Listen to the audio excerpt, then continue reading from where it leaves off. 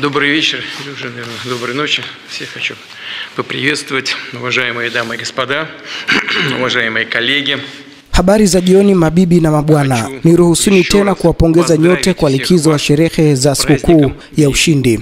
Natoa pongezi kwa marafiki zetu na washirika wetu wa kigeni ambao wamekuwa nasi hapa Moscow katika siku hizi za kusherehekea kumbukumbu ya kizazi cha washindi. Tunawaheshimu wale wote waliochangia ushindi wa pamoja dhidi ya Unazi, wakiwemo washirika wetu katika muungano uliompiga Hitler, wanajeshi wa China walishiriki katika upinzani dhidi ya ufashisti barani Ulaya, lakini pia wapiganaji wa vuguvugu la ukombozi wa watu wa Asia Pacific na watu waliojitolea kutoka nchi za Amerika Kusini. И участники антифашистского сопротивления в Европе, бойцы народно-освободительных движений в Африке, в Азиатско-Тихоокеанском регионе, добровольцы из стран Латинской Америки. Pamoja na marafiki zetu hawa kwa pamoja tulishiriki kumbukumbu ya kihistoria yenye heshima mashujaa wetu wa kweli waliopigania uhuru, na bila shaka nasi leo tuna wajibu wa kujenga dunia ya haki na salama zaidi kwa siku zijazo. Pembezoni ya sherehe zetu za sikukuu ya washindi tulifanya pia vikao na mikutano na viongozi wa nchi mbalimbali. Mazungumzo yetu yalifanyika katika mazingira maalum na mazito katika mada za kisiasa, kiuchumi na kibinadamu. Kuanzia Mei 7 hadi Mei 10 tuliandaa ziara rasmi ya viongozi wa nchi tatu za kigeni: Jamhuri ya Watu wa China, Jamhuri ya Venezuela na Jamhuri ya Kisosialisti ya Vietnam. Zaidi ya hayo, mikutano 20 ilifanyika na wakuu wa nchi za Asia, Afrika, Mashariki ya Kati, Ulaya na Amerika Kusini. Kwa jumla, wakuu wa nchi 27 kutoka Asia, Afrika, Mashariki ya Kati, Ulaya, Amerika Kusini pamoja na wakubwa 10 wa mashirika ya kimataifa walishiriki katika maadhimisho yetu. Nchi nyingine 6 zilituma ujumbe wa juu zaidi katika nchi zao. Tunajivunia kuona mawazo yetu ya ushindi yakizidi kuungwa mkono na ushahidi ukiwa ni ugeni mkubwa wa wajumbe kutoka nchi na mashirika mbalimbali ya kimataifa walioshiriki katika kilele cha sikukuu za ushindi. Лидеров 3 иностранных государств: Китайской Народной Республики, Венесуэльской Боливарианской Республики и Социалистической Республики Вьетнам. Кроме того, прошло 20 двусторонних встреч с главами стран СНГ, Азии, Африки, Ближнего Востока, Европы и Латинской Америки. Всего же в торжествах приняли участие 27 глав государств из СНГ, Азии, Африки, Ближнего Востока, Европы и Латинской Америки, а также около 10 руководителей международных организаций. Napenda pia kuwashukuru wakuu wa nchi 13 ambao walituma vitengo vyao vya jeshi katika kushiriki gwaride kwenye uwanja wa Red Square. Gwaride lao la bega kwa bega na vitengo vyetu vya jeshi katika sherehe hizi vilirutubisha roho ya udugu wa kijeshi ya wakati ule wa vita dhidi ya Hitler. Nilifurahi binafsi kuwaona na kuwapongeza viongozi wa jeshi la Korea, lakini pia kutoa shukrani zangu za dhati kwa wanajeshi wa Korea ambao pamoja na askari wetu walifanya kazi kwa uaminifu mkubwa kukomboa mkoa wetu wa Kushki kutoka kwa vikosi vya serikali ya Kiev. Napenda kusisitiza kuwa walionyesha ujasiri na ushujaa wa hali ya juu kabisa na utaalamu wao ulikuwa mkubwa sana. Особой энергетикой, духом боевого братства, закаленного в годы Второй мировой войны. Рад был лично поблагодарить военачальников Корейской народной армии, передать самые теплые слова солдатам. Pamoja na hayo, kwangu ilikuwa heshima kubwa pia kuwasalimu mashujaa waliopigana vita vya pili vya dunia kutoka Urusi, Israel, Armenia na Mongolia. Из России, из Израиля, Армении, Монголии. Отмечу, что несмотря на угрозы, шантаж и чинимые препятствия, ningependa kusisitiza hata hivyo kuwa licha ya vitisho, usaliti na vikwazo vilivyokuwa vimewekwa, ikiwa ni pamoja na kufungwa kwa anga la baadhi ya nchi, viongozi wa nchi kadhaa za Ulaya ikiwemo Serbia, Slovakia, Bosnia na Herzegovina walifika hapa Moscow. Napenda kusisitiza tunaelewa mashinikizo makubwa waliokabiliana nayo, na kwa hivyo tunathamini kwa dhati ujasiri wao kisiasa, misimamo thabiti ya kimaadili na uamuzi wao kushiriki nasi katika kumbukumbu wa mashujaa wa vita kuu ya ukombozi, vita ya pili ya dunia, kwa watu waliopigania bara lao na kukombolewa kutoka kwa janga kubwa zaidi la dunia na wanadamu wote. Ni muhimu kwetu kwamba mamilioni ya wazungu, viongozi wa serikali wanaofuata sera za uhuru wanakumbuka hili. Hii inatupa matumaini kwamba mapema au baadaye, kwa kuzingatia masomo ya kihistoria na maoni ya watu wetu, tutaanza kuelekea kurejesha mahusiano ya kujenga na mataifa Ulaya, ikiwa ni pamoja na wale ambao leo bado hawaachi dhana mbaya dhidi ya Urusi na vitendo vyao vya wazi vya fujo dhidi yetu. Bado wanajaribu, lakini tunaweza kuona hilo katika jicho la tofauti, kwani tunafikiri kwamba ni mbinu za kipumbavu ambazo wanatumia kupambana nasi. В том числе и теми, которые сегодня по-прежнему не отказываются от антироссийской риторики и явно агрессивных действий в наш адрес, пытаются до сих пор, мы это видим прямо вот в эти дни, разговаривать с нами, по сути, в хамской манере и с помощью ультиматумов. Подлинным примером современных, равноправных отношений в 21 веке может служить наше всеобъемлющее партнерство и стратегическое взаимодействие с Китайской Народной Республикой. Ushiriki wetu wa kina na mwingiliano wa kimkakati na Jamhuri ya Watu wa China unaweza pia kutumika kama mfano halisi wa mahusiano mapya na kisasa katika karne hii 21. Rais Xi Jinping wa China alikuwa mgeni rasmi katika sherehe zetu za kuadhimisha miaka 80 ya ushindi wetu mkuu dhidi ya unazi. Tumekuwa na mazungumzo yenye manufaa na ya kipekee. Tumepitisha taarifa mbili za pamoja katika ngazi ya wakuu wa nchi na tumetia saini mikataba kadhaa baina ya serikali zetu na idara mbalimbali zinazohusu maeneo kama vile nishati, biashara, fedha, sayansi, utamaduni na mambo mengine.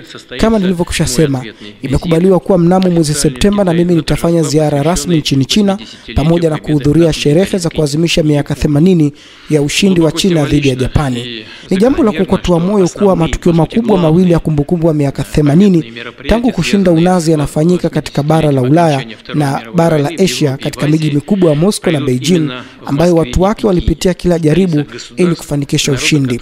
Pamoja na hayo, napenda kuwataarifu kuwa mazungumzo katika mikutano hii tuliyoifanya imegusa pia kutafuta suluhu la amani la mzozo wa Ukraine. Na hapa ningependa kuwashukuru washirika wetu kwa mchango wao mkubwa walioutoa ili kufikia suluhu la mzozo huu. Kama ambavyo nyote mnajua, Urusi mara kwa mara imekuwa ikipendekeza mipango mbalimbali ya kumaliza vita vinavyoendelea, lakini mipango hii mara nyingi imekuwa ikihujumiwa na Ukraine. Kwa mfano, serikali ya Kyiv ilikiuka kwa ukaidi tu takriban mara 130 kuacha mashambulizi yake katika usitishaji wa vita wa siku 30 kutoka Machi 18 hadi Aprili 17 kwa mujibu wa makubaliano ambayo tulifikia na Rais Donald Trump. Makubaliano ya Pasaka nayo tulioanzisha pia hayakuzingatiwa na Ukraine. Badala yake serikali ya Kyiv ikayakiuka kwa karibu mara 5,000.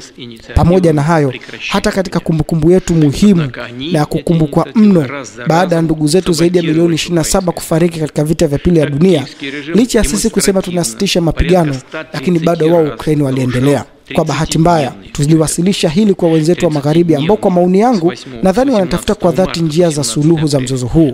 Na tumewaeleza misimamo yetu kuwa baada ya siku hizi 3 za kusitisha mapigano ili kupisha sikukuu zetu za ushindi, nadhani katika siku za baadaye bado uko uwezekano wa kurefusha makubaliano haya kwa sharti tu la kuwa Ukraine itaheshimu makubaliano haya kwanza. Hata hivyo, mpaka sasa jibu la Ukraine nyote nadhani mnalijua, ni kwa serikali ya Ukraine haikuheshimu hata kidogo pendekezo letu la kusitisha mapigano.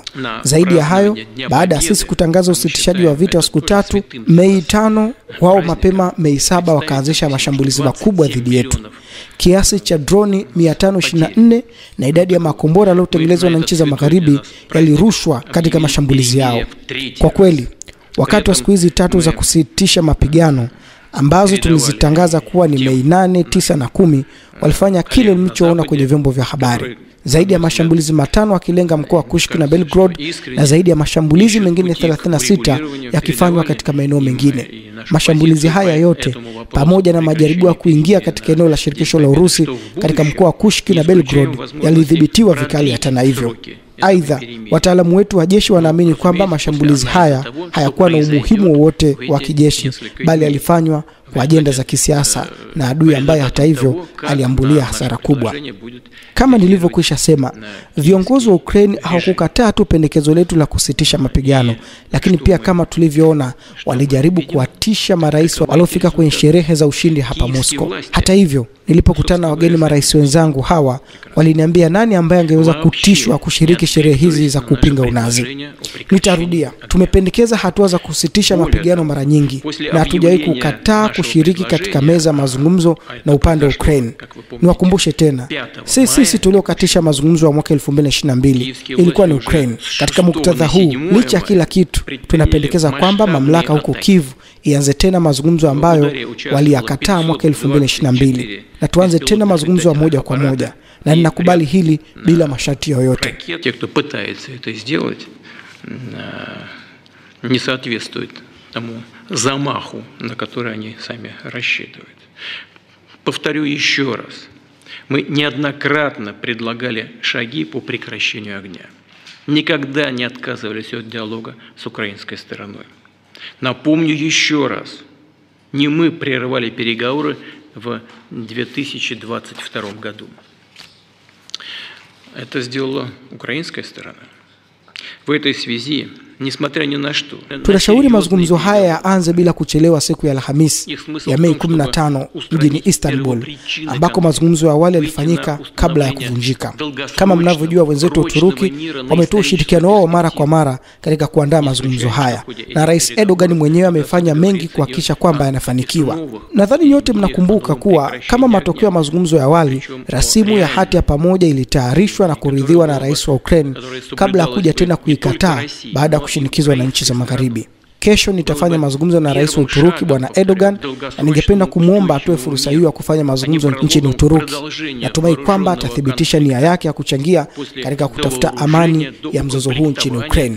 Tuko kwenye mazungumzo mazito na Ukraine. Lengo lao ni kuondoa sababu kuu za mzozo na kufikia amani ya kudumu muda mrefu kwa mtizamo wa kihistoria. Hatukatai kuwa wakati wa mazungumzo haya itawezekana kukubaliana juu ya aina fulani ya makubaliano mapya ya usitishaji mpya wa mapigano, na usitishaji wa mapigano wa kweli ambao ungezingatiwa sio tu na Urusi lakini pia na upande wa Ukraine, na ingekuwa hatua ya kwanza. Narudia kusema tena, hatua ya kwanza kuelekea amani ya muda mrefu na endelevu, ambayo lazima Ukraine isiwe na silaha za maangamizi wala kujikusanya upya kijeshi. Hiyo itakuwa si amani tunayoitaka. Mapendekezo yetu yako mezani na uamuzi uko kwa mamlaka ya Ukraine na washirika wake ambao wanaonekana kuongozwa na malengo binafsi ya kisiasa badala ya maslahi ya watu wao. Wanataka kuendeleza vita dhidi ya Urusi mikononi mwa wazalendo wa Ukraine. Acha nirudie tena. Urusi iko tayari kwa mazungumzo bila masharti yoyote ya pale awali. Wale ambao kwa kweli wanataka amani hawawezi kuunga mkono mashambulizi ya hapa na pale yanayofanywa na Ukraine.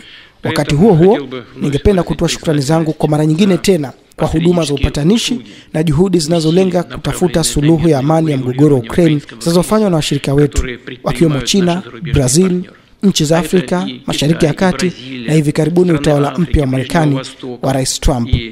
Kwa kumalizia, ningependa tena kumshukuru kila mtu ambaye alishiriki nasi katika sherehe za ushindi za kumbukumbu ya miaka 80 ya ushindi dhidi ya unazi. Nina hakika kwamba roho ya mshikamano na maelewano iliyotuunganisha hapa Moscow katika sherehe hizi itaendelea kutusaidia kujenga ushirikiano wenye matunda na ushirikiano kwa jina la maendeleo, usalama na amani. Ningependa pia kuchukua fursa hii kutambua jukumu kubwa la waandishi wa habari, wawakilishi wa mashirika ya habari ya kimataifa, vituo vya televisheni na waandishi wa habari ambao wameripoti matukio ya kumbukumbu ya ushindi dhidi ya unazi na mazungumzo ambayo tumekuwa tukiyafanya na viongozi wakuu wa nchi ambao walitembelea hapa Moscow. Mengi yamefanywa ili kuhakikisha kwamba watu katika nchi mbalimbali za dunia wanapata kufahamu kile kilichokuwa kikiendelea katika sikukuu za ushindi hapa Moscow. Napenda kuwashukuru waandishi wa habari kwa kushiriki katika mkutano huu ambao umechelewa hata na hivyo kuanza, na bila shaka sasa kila mtu tayari amechoka. Asanteni kwa umakini wenu. Mungu awe nanyi na kwaherini. Благодарю вас за эту встречу, поскольку она проходит достаточно поздно, и, разумеется, все уже, конечно, устали. Спасибо вам большое за внимание, поскольку уже почти 1:30 ночи, или уже даже больше, чем 1:30 ночи в Москве. Отпускаю вас с Богом. Спасибо большое за внимание. До свидания.